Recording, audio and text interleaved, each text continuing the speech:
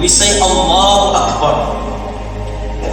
Those who are more acquainted, more familiar, more knowledgeable with the Arabic language will know that the statement Allahu Akbar grammatically is incomplete, because we normally translate the statement Allahu Akbar as Allah is the greatest, but actually this translation is grammatically incorrect.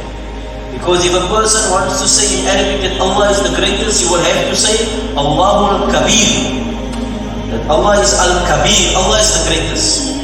Degrees of comparison. So in this, when you compare, you say one thing. If you say that the thing is the greatest, you say it is the greatest. But if you compare it, you say that the one thing is greater than.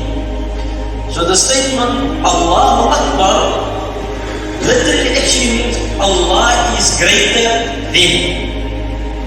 And then there's no response to what Allah is greater than. And continuously we hear this Allahu Akbar. We hear it in our Adhan, we hear it in our Iqamah. When we start our Salah and our Takbir, we say it. Every movement we make in Salah, again we say Allahu Akbar. So in every instance we are not saying that Allah is the greatest. We are in every instance saying that Allah is greater than. But the question is, what is the response?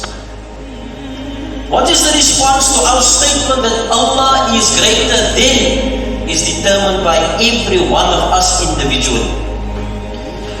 Because the response to that statement is either that in my heart I can confirm that Allah is greater min kulli shay, than everything.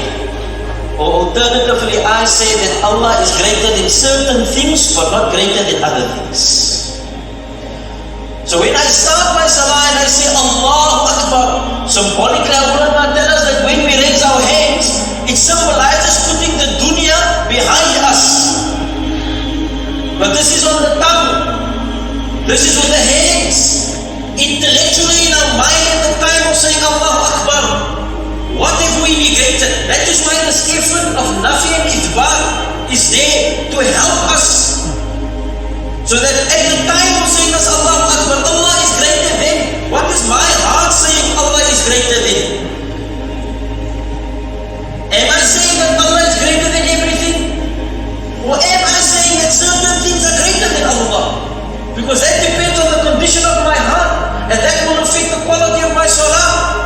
Because if I want to know what is greater than Allah, my concentration in Salah will tell me.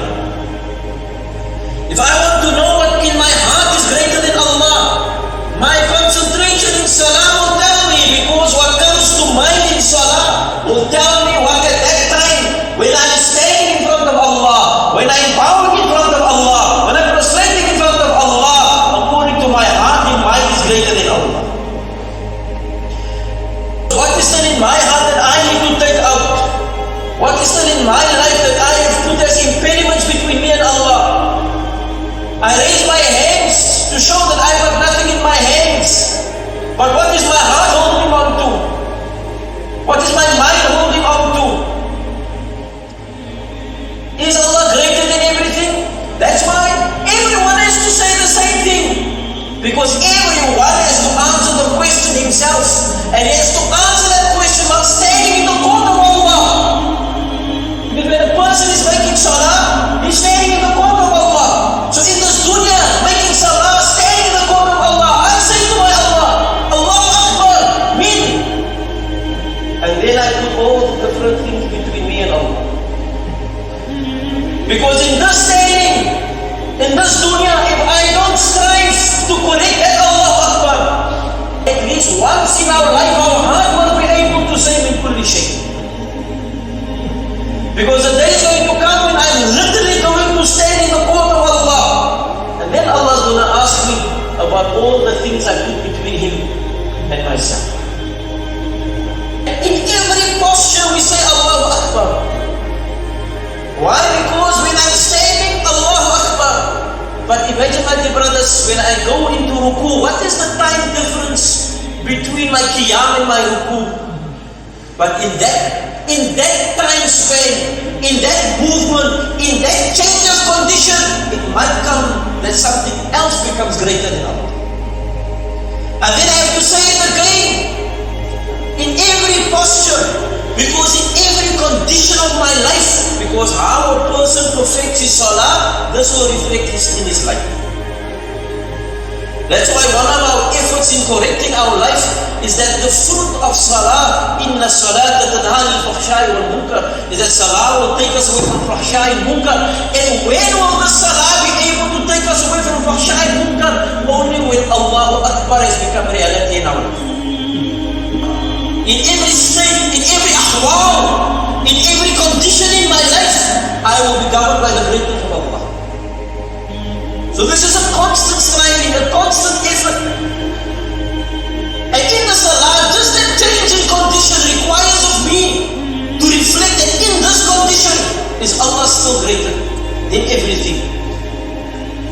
Just that span, that few minutes, this is how sensitive and how delicate this belief in the greatness of Allah is.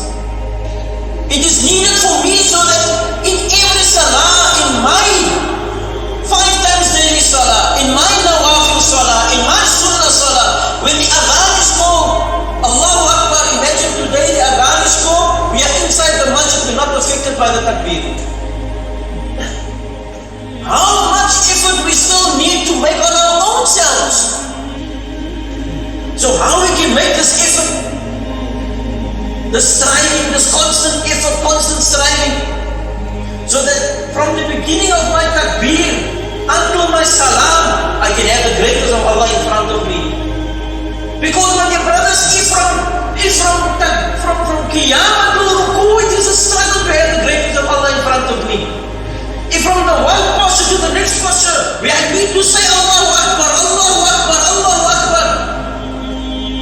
If in that condition it is difficult for me to have the greatness of Allah in front of me, my dear respected brothers, what is the true reality of our lives outside of Salah?